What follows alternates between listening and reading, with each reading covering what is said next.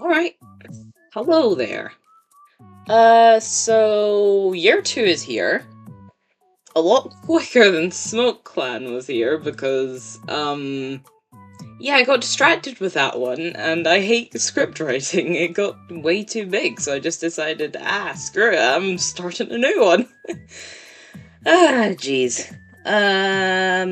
Yeah, so I'm not sure what else I have to say, but, I mean, let's get into it, shall we? First up are the cats in StarClan. So the first cat in StarClan is unfortunately Bitterpaw. After he healed from his small cut they had last year, he went out with Shadow Spots and they met two cats who announced that they were from FloodClan. It was the deputy and the leader. After this, Bitterpaw couldn't handle the heat and ended up getting heat stroke. Tongue tie there, sorry. Which he later succumbed to. I'm really sad as they died, as his name would have been Bittershine if he had lived. There's no one specifically mentioned to be mourning him, which is strange, as usually their family is mentioned, so he wasn't really liked much. Anyway, next up is Yuki. Yuki was abandoned by her two legs and found by Marstrip and Mooncatcher. They took her back to camp and it was discovered that she has red cough. Despite this, Heather Star still gave her a mentor, which was Mooncatcher, hoping that she would get better. She was made a warrior, but the next moon passed from her red cough, the same moon as Bitterpaw. And both the young cats formed a close relationship, with both being in the medicine den and dying at the same time. I really wish she had lived, as, I don't know, she was really good friends with Bitterpaw. And they were basically the same age, and I don't know. I just really don't like the fact that she died. Anyway, on to the living cats then. Our leader, Heather Star, has just been chilling for most of the start of the year. He hasn't really done much. He only made Yuki an apprentice, hoping that it would help her pull through from the red cough, but he was scolded into Mooncatcher into making her a warrior. Later he had no hesitation, as he announced to the clan that he was now mates with, surprisingly, Raindapple for some strange reason. Heather Star also caught white cough, which he very quickly recovered from. And on the last moon of this year, Raindapple announced that she's expecting kits. But instead of being overjoyed, he's become very worried, as she is also injured. He's also been considering retiring, so I think he's a bit overstressed with everything going on. Next up, our deputy. Primrip has had a chill year, just, again, being just basically red-tailed, does absolutely nothing but just a good deputy. Anyway, he was caught sharing prey with a kitty pet, but brushed it off, saying that they wanted to know about clan life, and that the prey would have gone bad by the time they had finished, which was probably true. He also caught white cough at the same time as Heather Star, but recovered at the same time as well. So, basically, I did not need to mention that. Right now, Primrip is not the biggest fan of Raindapple, as he believes that she's distracting Heather Star from his duties so much, and he is not happy for her, and he is not happy about it. He's happy for Heather Star, but he's not happy about him being distracted. I've also noticed that his personality switched from adventurous to sneaky, which I'm extremely worried about. Please, Primrip, don't do anything, please. Also, he's at the retirement age, so I'm kind of scared that he's gonna be like a vengeful elder or something. Anyway, next up we got Stotefuzz. Stotefuzz's year has been pretty calm, with not much happening except for normal medicine cat tasks. Pretty early in the year, he was out gathering herbs, and while distracted, he tripped over a rock, spraining his paw, which he recovered from 2 moons later. He does feel like he betrayed his clan by not being able to help Nightcurrent during the busiest moon because of his sprain, and blames himself for the deaths of Bitterpaw and Yuki. I think the stress is getting to him as he told Nightcurrent he wants to take on an apprentice and was wondering what living with 2 legs is like. Next up, Nightcurrent. For our head medicine cat, she has again had a busy year. And a stressful one at that. Sometime this year she realized that she always has herbs stuck in her fur and now takes pride of it. Using her fur to store herbs, so she has to make less trips back to the den. She's been stressed with the amount of cats needing help this year, and I'm scared of what will happen if it continues. Meaning more deaths. When Stoltfuzz told her that he wanted to take another apprentice, she was torn. On one side, she wanted to gratefully agree and encourage him. But on the other side, she knew that it would mean another cat in the den, more stress, and a higher chance of mistakes being made, as apprentices are not fully trained. Right now, she's suffering a stomachache, but is trying to work through it to help Raindapple, who she's very stressed about, since, she's the leader's mate.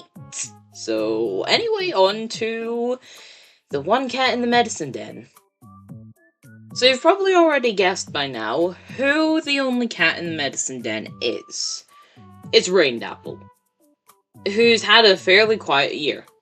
When she became mates with Heatherstar, and he announced it to the entire clan without asking her first, she became a bit shy and hid behind him as she wasn't sure that she deserved such a great mate, to which he assured her that she was perfect. She was beaming with pride when Malapaw became a warrior, but now feels as if she didn't teach him enough because of reasons we'll see later. After looking at her relationships, I found something. This year we have a lot of love drama. Aside from her mate, Raindapple has minor crushes on Mooncatcher and Skyrock. Now, she's currently expecting kits while having a mangled leg, so she's stuck in the medicine den for now, as the medicine cats are trying to make sure that she's okay.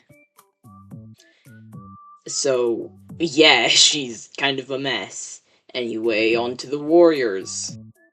Right, first up for the warriors is a new face in the form of Splinterfur. She's 111 moons old, lonesome, and has a keen eye. She was formerly a loner named Splinter, who joined at the end of Leaffall. She was wandering about one day and was approached out of the blue by a starry-furred cat who led her to the border and told her to wait. Soon a patrol showed up and she sheepishly asked to join. After being accepted, she changed her name to Splinterfur to be more clan-like and settled in slowly. She also had trouble in this new territory, spraining her paw over a fallen tree. She also has a crush on a certain Tom, who I will get to later, as he has a lot of cats competing for him right now. Splinterfur's speed paint is really long, I've just realized that. So, I'm just gonna say that I love the design I gave her. I didn't intend for it to kind of look like armor, but it does, and I absolutely adore it. Please do not die next year, Splinterfur. Anyway, next up onto Pop. Another new face. She's 100 moons old, righteous, a lore master, and a good mediator.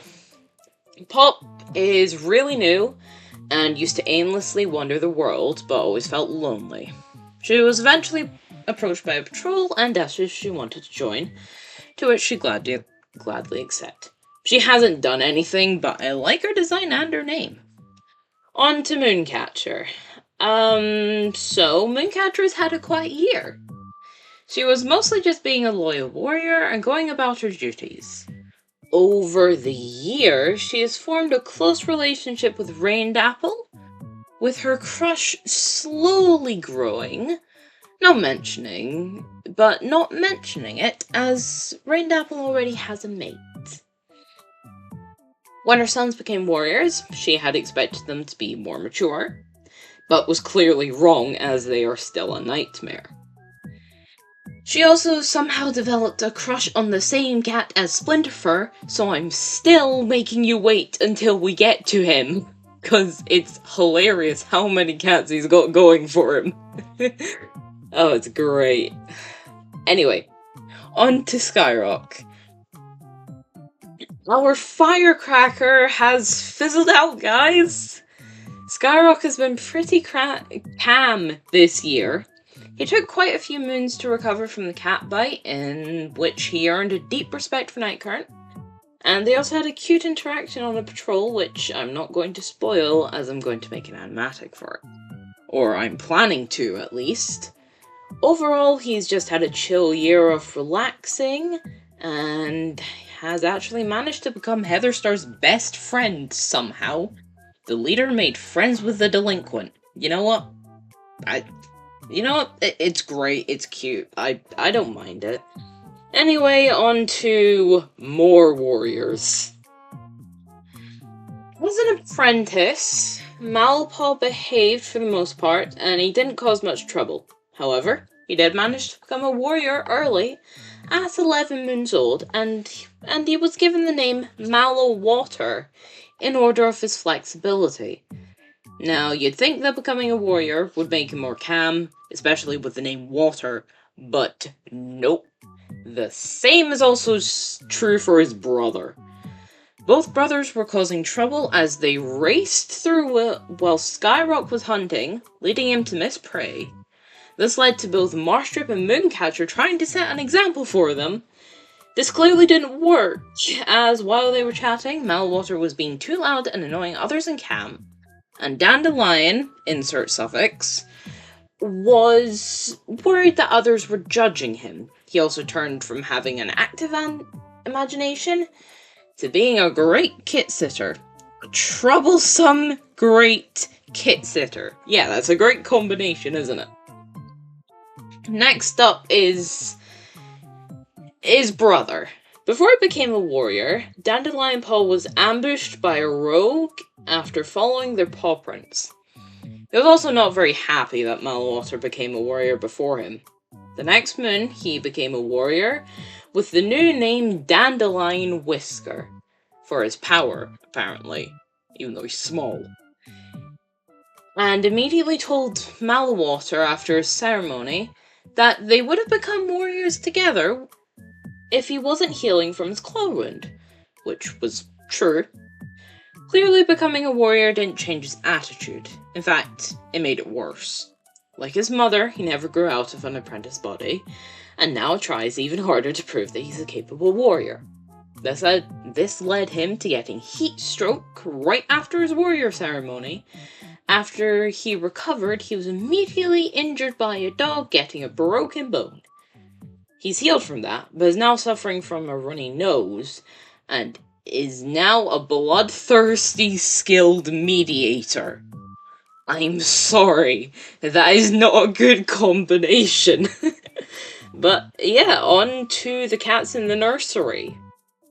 So you'd think not seeing Shadow Sparks and Marstrip in the warrior section would mean they retired. Nope. So Shadow Spots has had a rough year. She's really proud to be the one to represent Bunkerclan when her and Bitterpaw met FloodClan for the first time. She's also got a runny nose after it healed, she announced that she was having kits.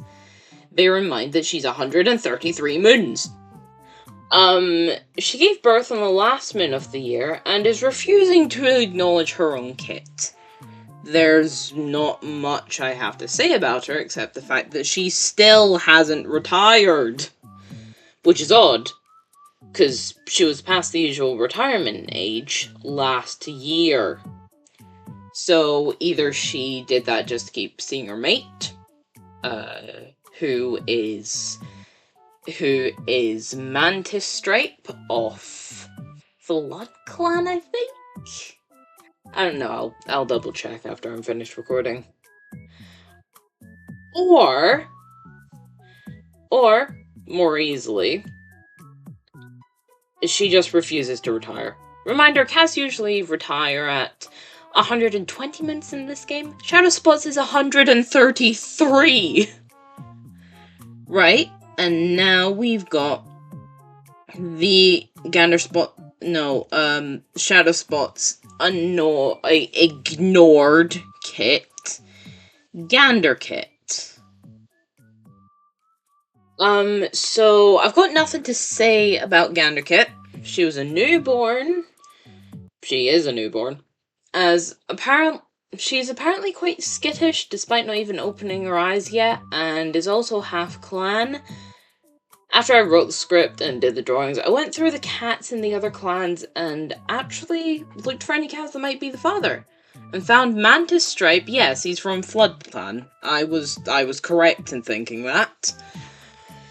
Which makes sense, since Shadow Spots was one of the first cats to meet Flood Clan, so this is the father now. This year, Marstrip has been pretty calm. He was with Mooncatcher when they discovered Yuki, and the reason he invited her to join was that he wanted an apprentice, and was infuriated when she was given to Mooncatcher. Speaking of Mooncatcher, this Tom is the cat that everyone is crushing on. He has mutual small crushes with Splinterfur, Mooncatcher, and now Lavender Dawn as well. He also has a small crush on Heatherstar as well. So he's bi, which I don't have a problem with. I have a problem with why choose him is the thing I have a problem with anyway. Well, what makes this worse is that he already has 2 kits with different mothers. This guy's a mess! During the year, he also went out training with Raindapple and Mooncatcher, and it turned into a game where they all hid and pounced on each other. So basically, hide and seek. Tig. Yeah, you know what I mean. He brought the previously mentioned 2 kits into camp, and has 2 mates that I will mention when I get to the kits. I also think the kits have melted his heart, as he is no longer bloodthirsty and is now just cold. Which isn't good, but is better than bloodthirsty, being a father. Anyway, on to his oldest kit. Yes, they're 2 different ages. Dancing Kit. Dancing Kit is skittish, confident with words, quick-witted, and he is 5 months old, so he's nearly an apprentice. Dancing Kit is Marshfur's oldest kit, and he actually has a busy time for a kit. He got a running nose, which he swiftly healed from. Other than that, I think he admires the medicine cats, as he picked flowers and gave them to Nightcurrent and Stokefuzz. He's also half clan, and enjoys playing with his sister, and he understands the looks that they both get from the clan, but she doesn't. I also looked through the other clans to find a mother for him, and I'm saying that Ping of Wish Clan is his father. Other parent, she's non-binary. I didn't change the script. Anyway, next up is his sister Russet Kit. I have nothing to say about her except her backstory. And what she is. She's, 1 moon old, charming, and quick to make peace, apparently. Russet Kit is the kit of Marshfur and an outsider, and is unsure why that's such a problem, therefore not understanding the looks and glares. She also has a very minor dislike for Heatherstar, and unlike other kits, I have no idea who her mother could be, because we have no cats outside the clan, or no known ones. I don't know who on earth her mother could be. But, yeah. So, okay. On to, again, our only elder. Last up is Lavender Dawn, as usual. Lavender Dawn has also done nothing this year. She didn't end up confessing to Marshfur again, which is a shame because he might have agreed to it then. Since he has a crush on her now. Back. She's kind of just been chilling for the year and is a fitting cat to end on and to wind down on. Since there's not really been any silent bits, yeah, I really do have nothing to say on Lavender Dawn. I think I just had a stroke. Yeah, I have nothing to say on Lavender Dawn. She's just kind of there. So yeah, that's the end of year 2.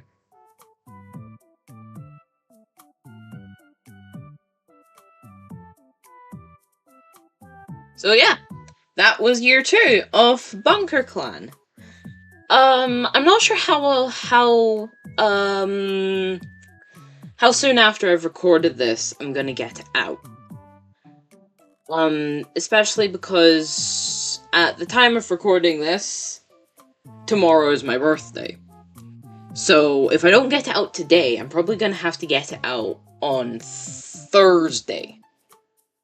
Because tomorrow, like I said, I probably won't have time. If it's not out by Thursday, then just assume that, I accidentally smashed my computer in anger from recording. I'm joking, don't actually do that. I'll get it out by Monday. I'm sure, because I'm out doing stuff on Monday anyway, so I'll get it out by then. And I mean Monday the 21st, because, you know, yesterday was Monday. Anyway, I don't have really much to say. I am gonna be continuing to record in this session right now, as I'm gonna probably have to do the audio for that animatic since I'm trying to get that out immediately after this one. So yeah, I might get this out the same day I record it, and if I do, then fine. If I don't, then that's okay as well. Okay? So I'll see you later. Have a good one.